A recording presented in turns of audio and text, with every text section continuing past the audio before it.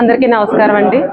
ఈరోజు భారత రాజ్యాంగ నిర్మాత అలాగే ప్రజాస్వామ్య రూపశిల్పి అయినటువంటి ఒక మహనీయుడు, మహాత్ముడు బాబాసాహెబ్ డాక్టర్ బిఆర్ అంబేద్కర్ యొక్క 69వ వర్ధంతి మనం ఇవాళ జరుపుకుంటున్నాము.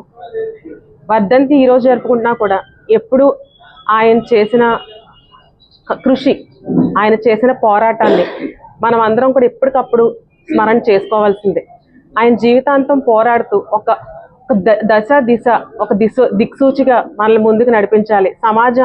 సమాజంలో అవినీతి, వివక్ష లేకుండా, అణిచివేత లేకుండా ఒక సమాజాన్ని క్రియేట్ చేయాలని ఆయన అహర్నిశలు కూడా శ్రమించి మనకు ఒక భారత రాజ్యాంగాన్ని నిర్మించి ఈరోజు మనల్ని మనుషులుగానే కాకుండా అణిచివేయని స్థితిలో నుంచి బయటకు వచ్చి ఒక సొసైటీని, మంచి సొసైటీని మనకు అందించిన ఆయన ఎప్పుడు కూడా మనకు మహనీయుడు, చిరస్మరణీయుడు.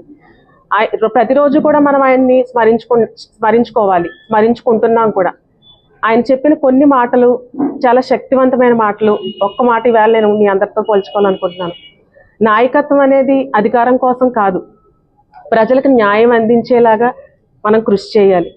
జ్ఞానం అందరికీ అభివృద్ధికి ఎంతో దోహదపడుతుంది, కానీ కృషి లేని జ్ఞానం కూడా అనవసరమని మనకి ఆ మహనీయుడు చెప్పాడు.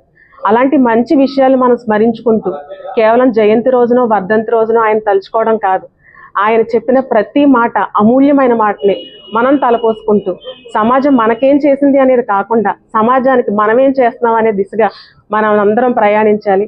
ఈరోజు వర్ధంతి రోజున నా సహోదరులందరికీ కూడా మరొకసారి నేను మనస్ఫూర్తిగా ధన్యవాదాలు తెలియజేసుకుంటూ సెలవు తీసుకుంటున్నాను.